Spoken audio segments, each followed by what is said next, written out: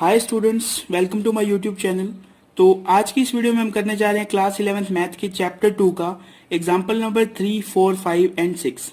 As usual इससे previous video का link ऊपर सजेशन में, इस चैप्टर से रिलेटेड सभी वीडियोस का लिंक डिस्क्रिप्शन बॉक्स में, ठीक है।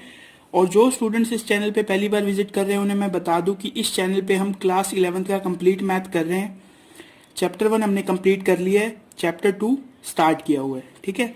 तो जिन भी लोगों को क्लास 11th का मैथ करना है वो इस चैनल को सब्सक्राइब कर सकते हैं, ठीक है। विदाउट कोई टाइम वेस्ट किए चलते हैं कुछ एग्जाम्पल नंबर 3 पे। पढ़ो क्या लिखा हुआ है। Let a is equals to 1 2 3, b is equals to 3 4 and c is equals to 4 5 6। Find a cross b intersection c। Solution देखो इसका।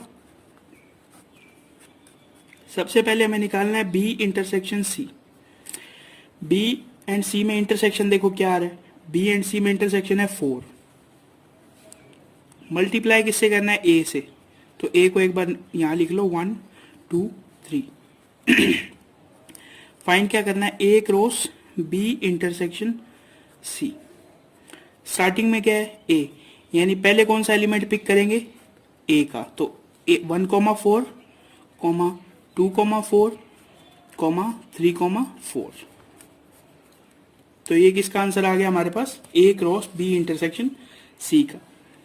अब देखो सेकंड क्वेश्चन। सेकंड क्वेश्चन में सबसे पहले हमें निकालना पड़ेगा a क्रॉस b। तो a क्रॉस b देखो कैसे निकालेंगे। सबसे पहले a का एलिमेंट 1, फिर b का 3, इसी तरह 1 4, फिर a का सेकंड एलिमेंट 2 3 2 4, फिर a का थर्ड एलिमेंट 3 3 3 4। इन सबको एक ब्रैकेट में बंद कर दो। इसी तरह हमें निकालना है a क्रॉस c। c में कौन कौन से एलिमेंट है? 4 5 6। तो फटाफट लिखो 1 4 1 5 1 6। फिर क्या लिखेंगे? 2 4 2 5 2 6। फिर क्या लिखेंगे? 3 5 3 4 3 5 और 3 6। समझ रहे हो मैंने कैसे मल्टीप्लाई किया इसको? सबसे पहले a का फर्स्ट एलिमेंट, c का फर्स्ट एलिमेंट, a का फर्स्ट c का सेकंड, a का फर्स्ट c का थर्ड। फिर हम a का सेकंड एलिमेंट उठाएंगे, उसके साथ c का फर्स्ट सेकंड थर्ड एलिमेंट, फिर a का थर्ड एलिमेंट, उसके साथ c का first second and third element. अब देखो इस क्वेश्चन में फाइंड क्या करना है? इन दोनों का इंटरसेक्शन फाइंड करना है, ठीक है। तो यहां पे लिखो a cross b intersection a cross c। तो देखो इन दोनों में कॉमन क्या क्या है? देखो 1 3 नहीं है इस सेट में, 1 4 है, 2 3 भी नहीं है, 2 4 है, देखो 3 3 नहीं है, 3 4 है। तो ये तीन सेट ऐसे हैं जो दोनों में कॉमन है। तो इन्हें ऐसे लिख लो 1 4 2 4 3 4। तो a cross b intersection a cross c, इसका आंसर क्या आ जाएगा? 1 4 2 4 एंड 3 4। अब देखो क्वेश्चन नंबर 3 में क्या फाइंड करना है हमें। क्वेश्चन नंबर 3 में हमें फाइंड करना है a cross b union c। सबसे पहले b यूनियन c फाइंड करेंगे। b में है 3 4 और c में क्या है? 4 5 6। तो 4 तो पहले से लिख दिया, 5 6। अब इसका a के साथ मल्टीप्लीकेशन करेंगे। a क्या दिया हुआ है? 1 2 3, ठीक है। तो a cross b union c काफी बड़ा होने वाला है। इस सेट में सबसे पहले ये बताओ एलिमेंट्स कितने होंगे? 1 2 3, इसके अंदर 3 है, और 1 2 3 4, इसके अंदर 4 है। दोनों का मल्टीप्लाई करो, 4 3 जा 12। यानी इस सेट के अंदर कितने एलिमेंट होंगे? इस सेट के अंदर 12 एलिमेंट होंगे। पहले क्या दिया हुआ है? a। तो सबसे पहले a का एलिमेंट, फिर b यूनियन c का। तो अब b यूनियन c के सारे एलिमेंट लिख दो, 1 5 1 6। अब b का दूसरा एलिमेंट उठाओ, a का, फिर b यूनियन c के सभी एलिमेंट्स लिख दो, 2 4 2 5 2 6। अब इसका थर्ड एलिमेंट उठाओ, इसके साथ इसके चारों एलिमेंट लिख दो, 3,4, 3,5, 3,6। टोटल 12 हो गए। देखो 1 2 3 4, 4 3 जा 12। इन सब के बीच में क्या लगा दो, कोमास। तो ये किसका आंसर हो गया हमारा, ये हो गया B cross A cross B union C का। अब देखो फाइनल क्वेश्चन कौन सा है, फाइनल क्वेश्चन है A cross B union A cross C. तो देखो A cross B and A cross C निकाला हुआ है, सिर्फ इनका यूनियन करना है। ठीक है, ये आपके लिए क्या हो जाएगा, होमवर्क। जो भी क्वेश्चन मैं होमवर्क में दे रहा हूं उसका आंसर डिस्क्रिप्शन बॉक्स में है, पहले आप खुद ट्राई करना, उसके बाद डिस्क्रिप्शन बॉक्स चेक करना। ठीक है, तो अब चलते हैं एग्जाम्पल नंबर 4 की तरफ। नंबर 4 में देखो क्या गिवन है, if P is equals to 1 2 form the set P cross P cross P। ठीक है, ये इस टाइप का क्वेश्चन पहली बार आ रहा है, तो इसे देखो किस तरह करेंगे। सबसे पहले हम लिखेंगे P इज इक्वल्स टू 1, 2। फिर फाइंड करेंगे हम P cross P। P cross P को किस तरह फाइंड करेंगे, P को 2 बार लिख लेंगे, इस सेट को इसी के साथ मल्टीप्लाई करना है। तो सबसे पहले 1, फिर इस सेट का 1, फिर 1 इस सेट का 2, फिर इसका सेकेंड एलिमेंट उठाओ 2, इसका फर्स्ट 1, 2, 2। तो इस सेट में कितने एलिमेंट आ गए, इस सेट में आ गए 4 एलिमेंट। ठीक है, अब फाइंड करेंगे P cross P cross P, यानी इस सेट का मल्टीप्लीकेशन किससे कर देंगे, हम P से करेंगे। ठीक है, देखो कोई इसमें सिग्निफिकेंस तो है नहीं कि कौन सा P कौन सा है, तो इन दोनों में से आप कोई भी पहले उठा सकते हो, तो मैं इनको पहले उठाता हूं। ठीक है, मैं लिखता हूं 1, 1, फिर उसका फर्स्ट एलिमेंट। ठीक है, फिर मैं लिखता हूं 1, 1 उसका सेकेंड एलिमेंट, समझ गए।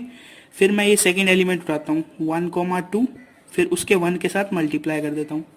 फिर मैं उठाता हूँ 1, 2 और उसके सेकेंड के साथ मल्टीप्लाई कर देता हूँ। फिर मैं उठाता हूँ इसका थर्ड एलिमेंट 2, 1 और उसका फर्स्ट एलिमेंट, 2, 1 उसका second element.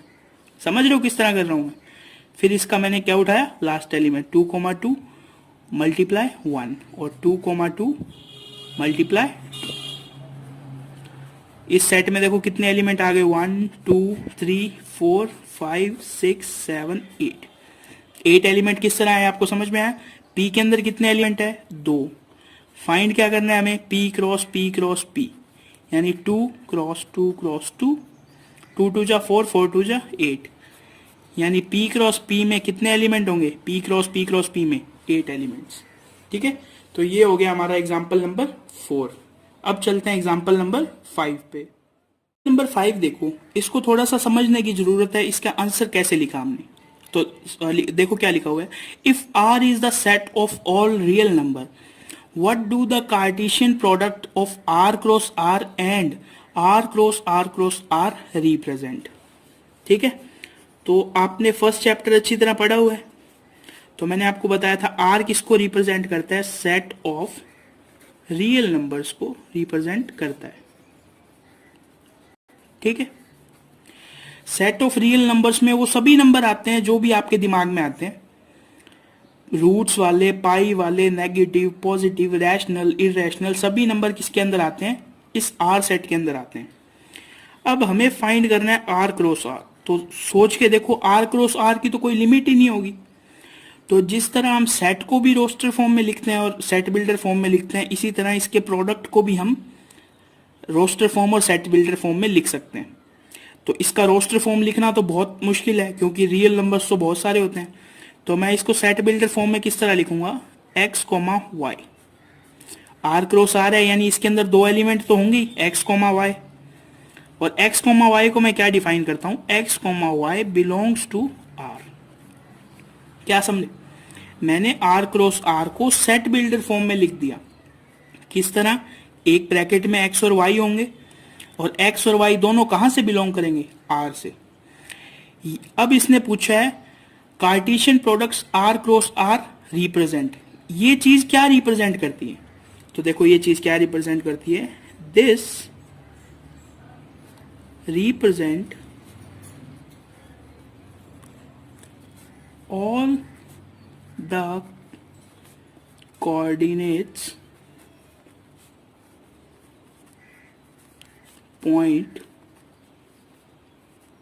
points in two-dimensional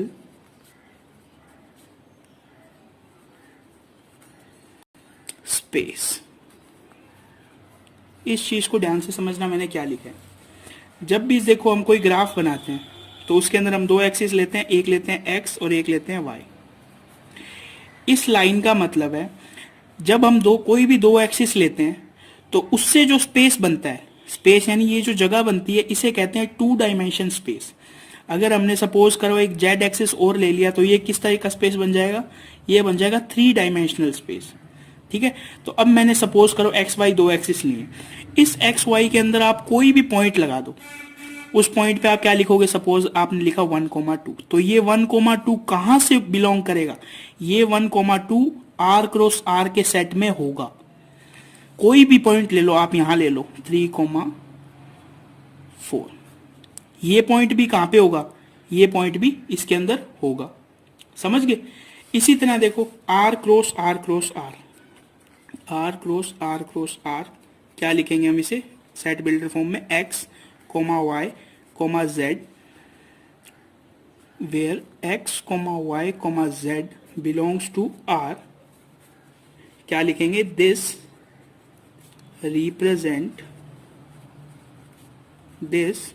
represent all the coordinates point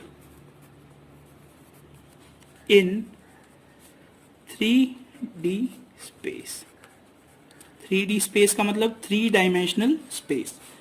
तो सपोज करो मैंने एक्स वाई जेड तीनों एक्सिस ले लिए, ठीक है, मैंने यहां कोई पॉइंट लिया एक, इस पॉइंट का वैल्यू है 1,1,2, यानी इस पॉइंट को डिफाइन करने के लिए हमें एक्स वाई जेड तीनों एक्सिस के पॉइंट्स की जरूरत है। ठीक है, तो मैं इसको किस तरह रिप्रेजेंट करूंगा, ये जो x 1,2 है ये किस सेट से बिलोंग करेगा, ये बिलोंग करेगा r क्रॉस r से। समझ पा रहे हो।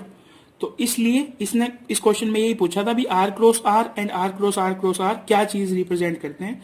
तो ये दोनों ये रिप्रेजेंट करते हैं कि r क्रॉस r रिप्रेजेंट करता है 2D स्पेस में सभी पॉइंट्स, सभी कोऑर्डिनेट्स पॉइंट, और r क्रॉस r रिप्रेजेंट करता है 3D स्पेस के सभी पॉइंट्स। ठीक है, अब चलते हैं एग्जांपल नंबर 6 पे। एग्जांपल नंबर 6 देखो, बिल्कुल सिंपल एग्जांपल है। If a cross b is equals to P Q P R M Q M R, find a and b। तो ठीक है, सिंपल सा एक ट्रिक देख लो। सबसे पहले लिखो a is equals to first element of set. First element of set का क्या मतलब है, ये जो हमें एलिमेंट्स दिए हुए हैं इनका फर्स्ट एलिमेंट उठा लो। फर्स्ट एलिमेंट में क्या क्या है, p p m m। आप सभी को पता है कि एक सेट के अंदर हम कोई भी एलिमेंट रिपीट नहीं कर सकते, तो a इज इक्वल्स टू क्या आ गया, p कोमा m। इसी तरह v लिखो, second element of set. Second element of set देखो क्या क्या गिवन है उसमें, क्यू आर तो एज यूजुअल सेट में कोई भी एलिमेंट रिपीट नहीं होता, तो क्यू कोमा आर। क्या मतलब है, अगर आप a is equals to P M और b is equals to Q R को मल्टीप्लाई करोगे तो आपके पास आंसर क्या आएगा, ये आंसर आएगा। तो इस क्वेश्चन में इसने एक तरह से आंसर देके हमें क्वेश्चन पूछ लिया कि a और b सेट कौन से। तो a सेट है पी एम और q सेट है, b सेट है क्यू आर। समझ गए अच्छी तरह। तो ये थे एक्सरसाइज 2.1 से पहले के एग्जाम्पल। इससे नेक्स्ट वीडियो में स्टार्ट करेंगे एक्सरसाइज 2.1। तो स्टे ट्यून्ड और थैंक्स फॉर वॉचिंग।